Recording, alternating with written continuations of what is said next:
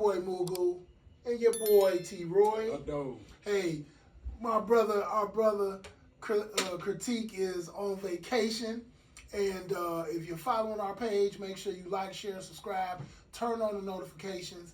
You'll basically get a notification like a little bit later after we finish recording this review for our movie. We're going to go live on YouTube and on our Facebook pages as well. Check us out. And, man, you'll be able to check us out. And I think we're going to have our friend Critique join us on the live. Via vacation. Boy, via vacation on a warm spot in Florida. You know what I'm saying? Shout out to him. Salute. Yes, sir. But yeah, we're going to get into this movie, and the movie is Dreamgirls. Dreamgirls. Yeah, man. This is, coming from Detroit, man, this is a very nostalgic movie. If you're from here, you could kind of see who some of these people were embodying, the characters they were embodying, although the names are not real. But you can see who they kind of were embodying. But yeah, Dreamgirls is an outstanding movie. It's listed as a musical romance. But what me and T. Ray was just talking about, man, they could have threw drama on there too. Because it's a bunch of drama in this movie. Basically everyday stuff. You know, people trying to get rich and famous, and the stuff that they go through in order to get to that point. And that's basically what this movie is about. You have a young upstart music label CEO, and Cadillac dealer? Yeah, Cadillac dealer, a car salesman, and Curtis Taylor Jr., who is played by Jamie Foxx. The cast is, probably, I don't know if you could do any better with this cast. You got an ensemble, you got Jamie Foxx, you got Beyoncé Knowles, you got Jennifer Hudson, you got Eddie Murphy, you got Loretta Devine, you got Anika Noni Rose, you got Danny Glover. I mean, the list goes on and on and on. And I didn't even see John Krasinski. I don't even remember seeing him, but I think he might have had a shot in the movie. He was one of the people that was talking with Beyonce later on. Yep, and that's kind of like for a movie or something, right? That's an early role for him. Yep. So long story short, Curtis Taylor Jr. is a young upstart music CEO, wants to get some things popping. He's at a talent show, and he's watching all of the talent, on stage, and then he winds up seeing this one girl who comes in late, who is played by Beyoncé Knowles. The name of her character is Dina. She gets there late, and they pretty much all, her little singing group, which are the Dreamettes, almost lose their spot, but they get a chance to go on at the last part of the show. When they go on at the last part of the show, their powerhouse singer, played by Jennifer Hudson, Effie, comes in, and they ready to get the show going. And they do so well that they already know who's going to win this talent contest. They already know who's going to win it. And so they do so well that the crowd loves them. Curtis Taylor Jr. is basically sitting back there, and he's scoping them out for one reason or another. You know what I'm saying? He's scoping them for more than one reason. He had his own motives. Man, so he sees them and says, hey, I got a shot. Today is your perfect day. And I think that's what they were in disbelief when they didn't win the contest, or, didn't get acknowledged in the contest. They was down like, man, this is it. And this is where we're going to get our opportunity from. And then here comes opportunity. And these are the trials and tribulations that entertainers, singers, music people go through. This is it. People trying to steal, rob your money. People trying to take advantage of you. More ways than one. Because when you're talking about women, it's a lot going on. You know what I'm saying? Especially in that era too. Boy, in that era. You know what I'm saying? So this is basically a view of Motown. This is a view of how people were looking to be famous in Motown. This story is based in Detroit, although this story is the movie version of the stage play that it has actually come from, which is Dreamgirls, written by Tom Ian. Okay. I want to say that's his name, Tom Ian. I'm gonna make sure of that right now. Oh, they did the play. Yeah, he wrote. This is the story he wrote. Okay. Yeah, his name is story by Tom Ian. This movie came out in 2006. The stage play was way ahead of that. The same three women who are playing in this, the Dreamettes, in the stage play was played by Loretta Devine, Shirley Ralph, and Jennifer Holliday. Okay. So you still kind of had the same like makeup. You had a singer, and then you had two actors, and Anika Noni Rose and who else? Now Anika sings. She's a singer. Yeah, so she's a singer too, I think. Oh wow. Yeah. So I just know her as an actor. She acts and she played Princess and the Frog. She did She did all the singing. Oh for that character. yeah, she was Tiana. Yeah. Okay. Well, again, you could tell she could sing because they used her singing in the movie. You know, they used her definitely singing in the movie. Okay. Knew they was gonna use Beyonce, and you knew they was gonna use Jennifer Hudson. So, but yeah, so the trials and tribulations of trying to get on and be famous. They go through it. The Dreamettes get a break. They wind up singing behind a well-known singer at the time, Jimmy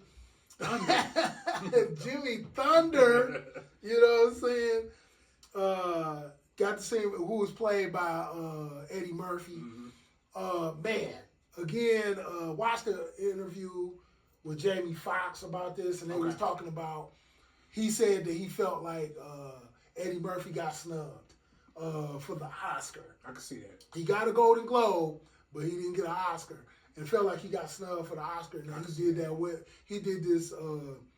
this so well, like he just acted it so well. Yeah, and he did. Man, I mean, he got his chops are out of this world. Yeah, because you come from a comedic background, but you're able to get into movies and just open it up from there. You know what I'm saying? Now, the interesting thing about that is he's so funny that when you watch him sing, it's hard to take it seriously. Man. That's me.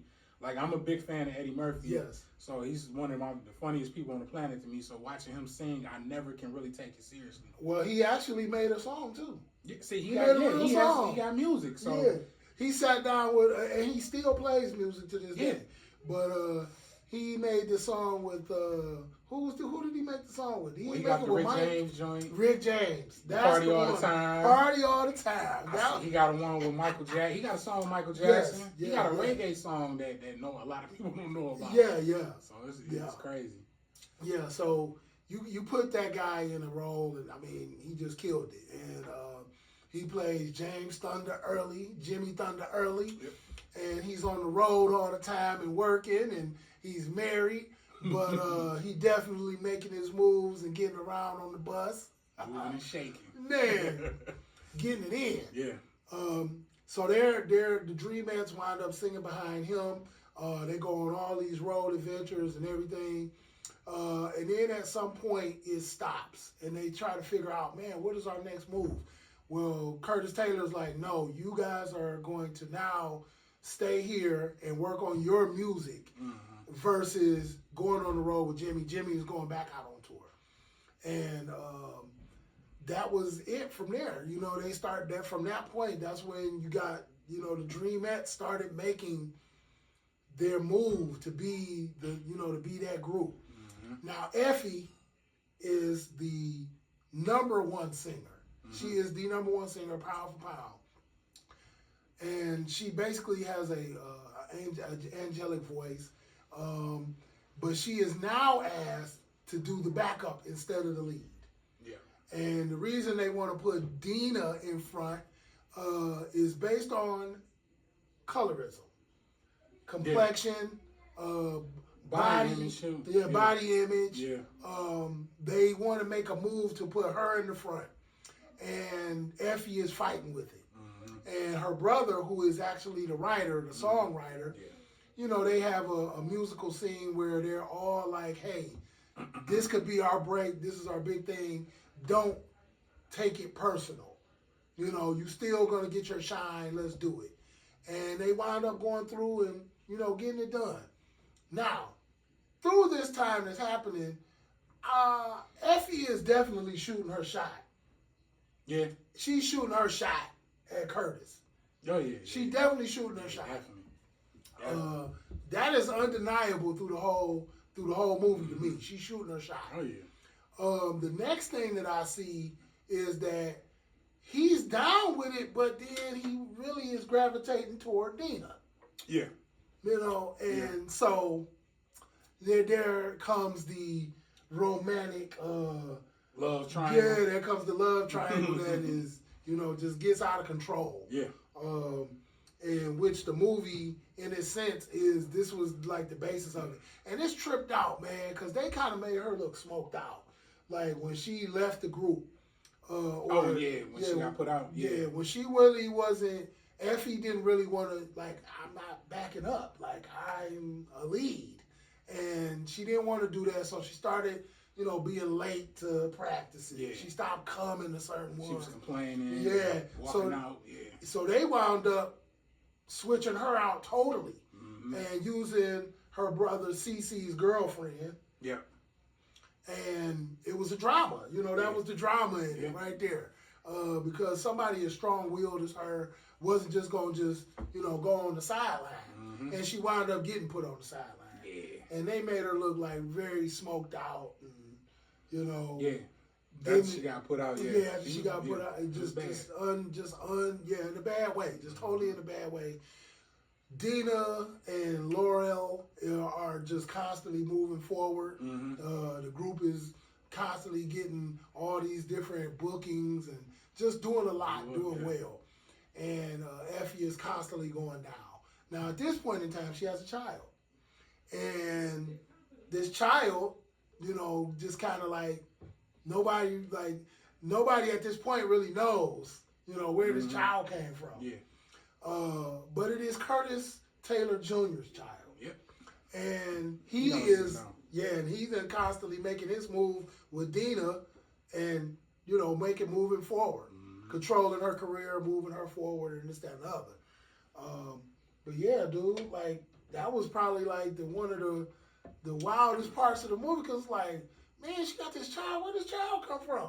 Because they really didn't show like her having it or her being pregnant. But she kind of, you know, she kind of fell off the earth. She ain't really rocking with nobody else. That was, you know, after she left the group, she wasn't messing with nobody. So nobody knew. She wasn't even messing with her brother. So nobody knew that she had that baby. So she was on welfare and she was on the other side of town. She was still in Detroit. Yep. And I think they probably moved on to L.A. at that time. Yep. They had moved on. They had bigger houses and all type of stuff. Which was another mention, you know, that's how Motown was. They left the city and went to L.A. and so. Man, so like time goes by, Jimmy is constantly on the road. He's constantly working, doing his thing, bringing the thunder and the soul. And he's going through trials and tribulations as well. He has a relationship that he's fostered with Laurel for about 8 years. Yeah, that's a long ass foster. Man, for 8 years they're on the road going around. He's still married. Who was his wife? That's Dawn Lewis from A Different World. There you go. Yep, Dawn Lewis. Man, why her name just couldn't. Yeah. It jumped out of my head. I looked at her. I'm like, Jaleesa. There you go. World, yeah. So. He's going back and forth with her with his career. He's also going back and forth with, he's getting older now. His sound is, what is it? You know what I'm saying? So they wind up singing a song that was conscious. You know, they wound up doing a conscious song. And Curtis Taylor Jr. is trying to move into the disco. He's trying to move into the disco phase. 70s kind of. Yeah. Trying to move into the disco phase. And so, doesn't fit. So they show the song. They play it for him. They say, hey, we just went on and recorded it because we wanted to surprise you. Mm-hmm. And they did. And Curtis Taylor Jr. is, very, at this point in the game, he's very calculated. Mm-hmm. He's very calculated. He's like, too serious. Yeah. It's too serious of a song. Yeah, we should be focusing on dancing, and we're getting the bodies moving and this, that, and the other. And I was just talking to T. Roy about how they utilize the lighting in this. And so when one chapter closes on a person, the light goes down. Like you said, a curtain drop. Yeah, it's like a curtain drop. Yeah. It's just like everything go black. See, I didn't notice that. So at this point, Jimmy he's in a bad way. He's trying to figure himself out. He's doing what they asked him to do, but at the same time, it's not really him. Mm-hmm. So the award show comes up, and he starts singing a song, and it's more of a ballad. It's like a love song ballad. And he stops and was like, you know what? No, Jimmy do this. Jimmy needs soul. Jimmy needs. And the band goes right with him. He's like, y'all just follow with me. And he winds up having a good time on stage, and then pulls his pants down. Dropped his pants. Yep, dropped his pants. Jimmy want a rib. Jimmy want more. Jimmy want more. That's the whole song, man. Every time that song come on, I'll be like, man, this is the livest part of the movie to me. But it's kind of like, man, he on the road to destruction. And he's on the road. He's on that road. And so, like, right after that happened, they were like, oh, Jimmy, that's all Jimmy. And so they trying to move on from him. And they wound up doing that. And this was like the first time in the movie they really pulled this out, where he now shows that he has an addiction. Mm-hmm. And he pulls out cocaine, heroin, or whatever. Yeah. And did he undo his sleeve? So he did that. I think the first time he did it was when he was just he made that patient song. Yep. And it kind of was, like we talked about it. It was inspired by Marvin Gaye music back in the '70s. But when Curtis didn't like that song, he thought it was too political. Shut the whole idea down. That's when he pulled the bag out, and it was, like you said, it was revealed that he got a drug addiction. So, yeah, he was about to shoot up. I mean, he was doing everything though. Like he knocking down all the background singers. He was. I mean, he doing how many cities in however many amount of time. Yeah. So, he crashed out. He's the crash. He's the crash out of the movie, and they wound up losing him. And the Dreamettes are right on the same road. Now the Dreamettes are a reincarnation of the Supremes. Mm-hmm. If you don't know who the Supremes are, it's Florence Ballard, Mary Wilson, and Diana Ross. Yep. So if you can see that group and you know who Diana Ross is, you know who these people are. Mm-hmm. Like Florence Ballard would probably be Effie. Yeah. And Beyonce would be Diana Ross, and L'Oreal would be Mary Wilson. Yep. Mm-hmm. So Mary Wilson. So, you play into the pretty, you play into the beauty. You play into that. Yeah. Time goes on. They were a family. The Dreamettes came together like sisters in a family. Mm-hmm. And it kind of messed them up to be separated like this. So Effie winds up getting a second wind. And Jimmy's old manager winds up finding her and says, hey, come to this session, and trying to get her to work out and sing for this group. And the guy's ready to move on from her because he's like, oh, she's late. She ain't showing up. I'm not dealing with her. They wind up singing her voice. She winds up getting that strength back. She starts performing again, and then she records a song. Mm-hmm. And that song was so hot. Curtis Taylor Jr. catches wind of it and steals it and gives it to the Dreamettes. And they wound up singing it more of a disco, in a disco form. Yeah, stole it. Man, stole it. Crazy. Shut her down off the record. Shut her down off the radio. The payola. Now that's one thing. If you've never heard of this, is payola, in the part of there are parts in the movie where you'll see Curtis Taylor Jr. going around gambling on fights, playing cards, getting his money up, selling cars, getting that money up, awesome. so he could get his songs on the radio. So what payola is where a DJ says, all right, if you want this song played, you gonna cash me out. And so that's what he had to do, and that's what he did to get the Dreamettes, pushed over. So they would get their stuff on the radio more rapidly and be, just getting it going. And so with that being said, now they're being played, they've reached a level of success, and how they got there, nobody really knows. They think they're just putting in the work. But in actuality, he's behind the scene doing all of these things. Yeah. So Effie song gets like kind of trashed. The Dreamettes keep moving on. Dina starts really getting distant with Curtis. They start really getting distant. Curtis wants to do a movie now, and the movie is Cleopatra, and he wants to put her as the face of Cleopatra. In these days and times, at that time, we can't tell history like it really was.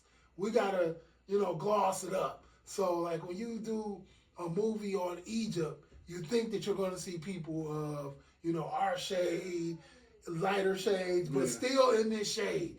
Well, Hollywood doubled down on that and was like, no, we going white. Yeah, man. Elizabeth Taylor playing Cleopatra. Just not a real depiction. No, not at all. If you living on that side of the equator, you can't be that real. North light. Africa. Yeah, you can't be that light. You know what I'm saying? So, so this is a first, and so Dina, as distant as they start getting, she starts looking for other opportunities, and she winds up running across some stuff, some paperwork, and some other things, and finds out that, wow, the song that we had, Effie was singing this, and didn't even know that she had released the song. Right. So with that, here comes the storm. She reaches out to Effie and her team, and Dina feeds the information to them. And as this stuff is going on, the Dreamettes are still rising. They still top notch. They've traveled around the country. They've performed for the Queen. Yeah. They've done all that. All the place. Yeah. Yep. And now all of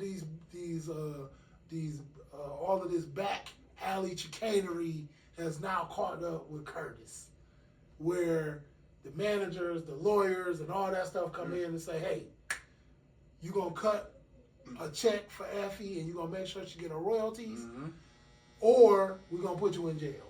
Because we got all these receipts of, you taking mob money, which was said about Motown. It was said about Motown. Motown really had moved to L.A., and it was for that reason. But in actuality, the story of Berry Gordy, he wound up getting susu money. You know what a susu is? So a susu is where a family gets together and they put money together. That's the susu. They put their money together so that family members now have business plans or aspirations to do things. That money don't got to come from the bank. That money comes from the family bank. He got $800,000 from his family to start Motown. Wow. $800,000. And this is from the family. So it was startup money. Man. Well, $800,000 now. If I had $800,000 right now, we have gang of houses and probably some apartment facilities and stuff like that. $800,000. That's a lot of money, for one man to say, all right, well, man, I'm about to get. So you got to think of all of the labor, all of the registering and offices and employees and the producers. Band and all that stuff. Yeah, that stuff that went quick. That ate up quick. You still probably had people back then playing for a ham sandwich. Yeah. Like, hey man, we gonna feed y'all every day. All you gotta do is show up. It's the early 60s. Man. Yeah, so they, people was probably for dinners. You know what I'm saying? They doing it for dinner. Yeah. And for the love. Yeah. Like, I just love playing music, man. I'm gonna just show up and play. But not knowing there's a big business behind it. Royalties and man, all that stuff come into play. And so that's where this came back to hit Curtis in the ass. Okay. And so all of this is building up to the movie's end where they're doing their last performances, and the group, the Dreamettes is what it is at this point. They wind up bringing Effie out for the last performance. Yeah. And it was just, man, it was just beautiful. And it starts clicking for Curtis Taylor Jr. Hold on. How did this information? Hold on. He goes back home. Dina, where you at? He's like, bring your ass out here. And her mom shows up and was like, hi, how are you? He was like, oh, hi. You notice how he toned it down? Oh, he straightened up. Yeah. Like, he was about to go ape shit until you realize the mama was I go ape shit all the time, but now your mama here, I gotta slow it up. He like, oh, my bad. Yeah.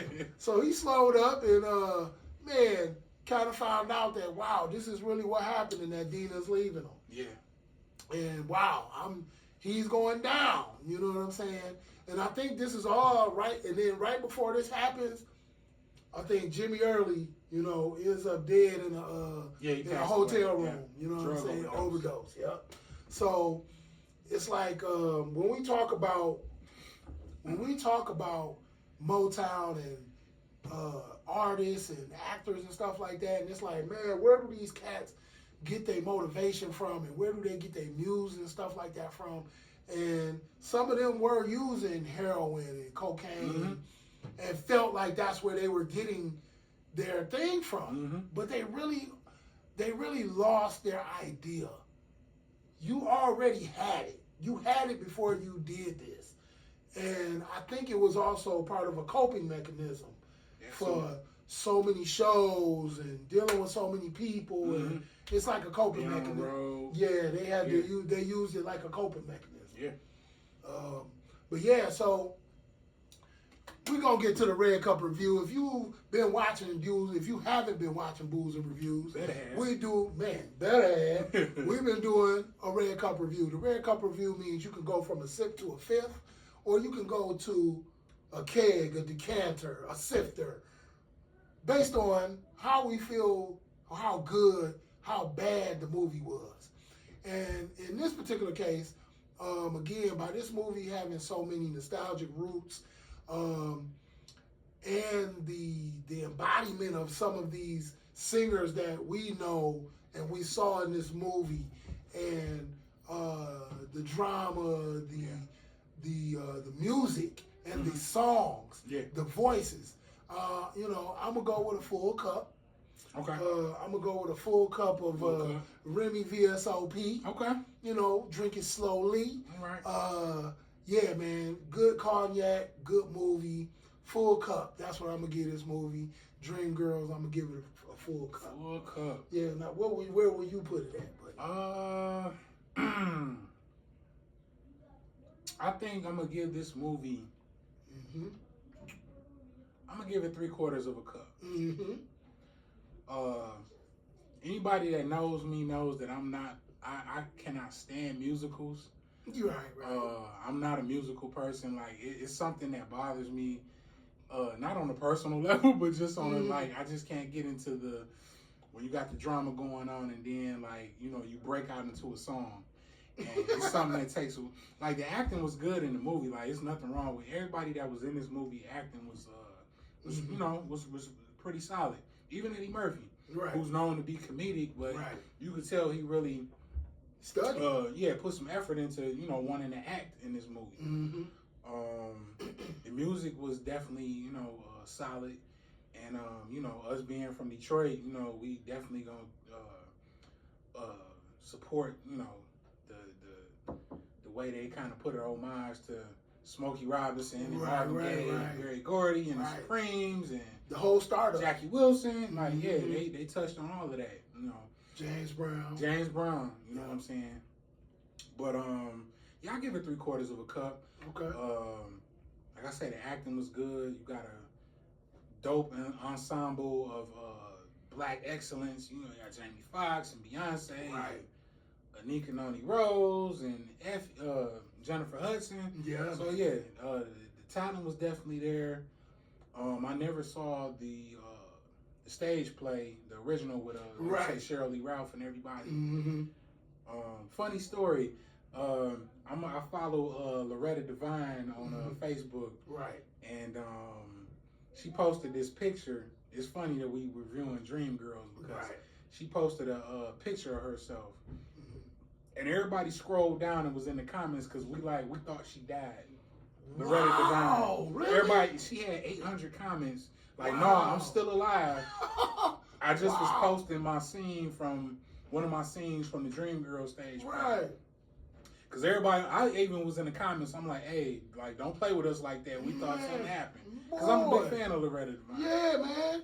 Yeah. She actually responded to everybody like, "No, y'all think because I had on a bad wig and y'all thought because I passed away, y'all thought I passed away or something." I'm here. You know what's funny? Because my kids watch a show that she's doing with Richard Roundtree on Netflix. Yeah, on Netflix. She watches. I know what show you're talking about. I forgot what it's called. It's a family. The Family Reunion. Yep. It's called Family Reunion. Yeah, my kids watch that, and she's one of the the mother.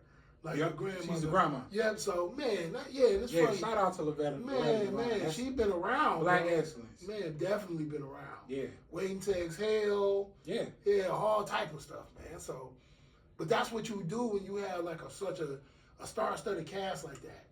Yeah, Eddie Murphy, Keith Robinson.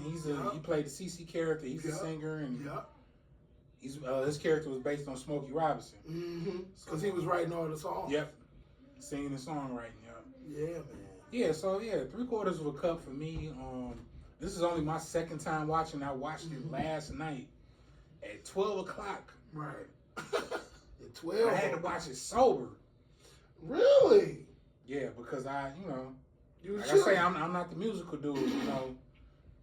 I got So I watched it and I thought I was only gonna be able to watch 1 hour and then watch 1 hour this morning. But I made it through the whole thing. It was 2 hours and 11 minutes. Well, because, they were singing, but it was some acting. Yeah, it wasn't all musical, but it definitely was a musical for me, so. Yeah. Oh, yeah, it's enough music songs in there, but it makes the movie move in a sense. It does. I see that. This is what, a 2 hour movie? Yep. It don't seem like 2 hours. If you took the music out, it's about an hour and some change. I could see that. That's fair. Like, it wasn't. I can't say it was a boring movie. And it's just like you say, your lane really isn't horror movies. Yeah. I would say musicals and polka isn't my lane. And that's that. But they trying to get me to watch. They trying to get me to see Wicked, man. They keep telling me Wicked. And I'm like, have y'all seen The Wiz? I'm if you ain't seen The Wiz, don't talk to me about I said, have you Wicked. seen The Wiz? Have you seen... That's the end-all, be-all. Man, I was like, the music. Michael Jackson. And they talking about the music in this movie. I'm like, no. No. The Wiz. Man. You can't win. Man. I'm just saying, it's like... That's why I was like, I don't really want to see it. But then at the same time, I'm like, hey, how are you going to be reviewing movies and you're not willing to step outside of yourself? And, I'm going to touch on that. So, this was Mugu's pick. Yeah. Well, me and Critique kind of bagged on him a little bit for picking this because, I guess we all kind of got to a space where we picked the most masculine movies. And, you see what I'm saying? To the, average eye, this wouldn't be considered the most masculine movie. But like he said, you got 3 different perspectives, and he picked a movie that's a little bit outside the realm of what we usually go through. So, because I feel like this was a good pick, man. Because if you're watching our page, man, and you've been watching all these movies, and you seeing the movies we're reviewing, I mean, Scott Pilgrim. You know what I'm saying? Like that like we go from this to, and you put this next to a Scott Pilgrim. It's like, come on, yeah, like it's totally. Yeah, it's totally two different. Like it's totally you got to be in two different worlds. You know what I'm saying? So, and it's that's why I say this was a good pick. It's you know it's kind of it's going outside the realm. Like we so used to picking the action, horror movies, and you know what I'm saying the comedies, and you know this was a good step outside the comfort zone. Yeah. So I mean, and then like I said, if you rocking with us, man, turn on your notifications. We're going to go live pretty soon. You're going to be able to see us live. We're going to be bringing my man Critique in live from Florida. You know what I'm saying? Yeah, whatever. You're bringing him in live from Florida, man. So this should be good. Did you know that YouTube has bring a guest on live? Yeah, we have the issue of like, you know, just pulling everybody in. Well, like, we haven't done it. In. See, we've done it on, like I can do it on Facebook. Yeah, Facebook, yeah. But this, all you have to do, from what I've seen, is you just cut it on. And I guess it gives the person who's watching a chance to, you know, enjoy your live. And so, they visual can be pulled up? I believe so. But we're going to work on that. We're going to definitely get that. Figure it out. Yeah, we're going to figure that out. But yeah. That's it for another Booze and Reviews review. The movie is Dreamgirls. You'll be able to check this out on our 60+ videos, content, lives, we all that. At 70. Man, see what I'm saying? Yeah, because we got the lives going. Yeah. So, yeah, man. So you will be able to see us a lot of good content, a lot of good movies. Man, you see us at the range. We're going to be at the range coming up pretty soon. Bang, bang. That's going to be another one coming through. So, yeah, man, it's your boy Mugu. It's your boy T-Roy. And this is the movie Dreamgirls. Make sure you like, share, and subscribe. And tell a friend. And tell another friend. And tell that friend. And tell a friend. And tell that friend. And tell a friend. And guess what? If it's 5 of them, you can hit us back and say, you know what? I got 5 people to subscribe.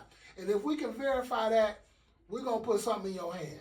We're going to put a gift card in your hand. We're going to send you some food. Something, you know what I'm saying, for our appreciation for y'all watching us and showing the love and showing the support. Hey, for all 322 people that subscribe right now, hey man, get on your horse, tell a friend, and tell another friend, all right?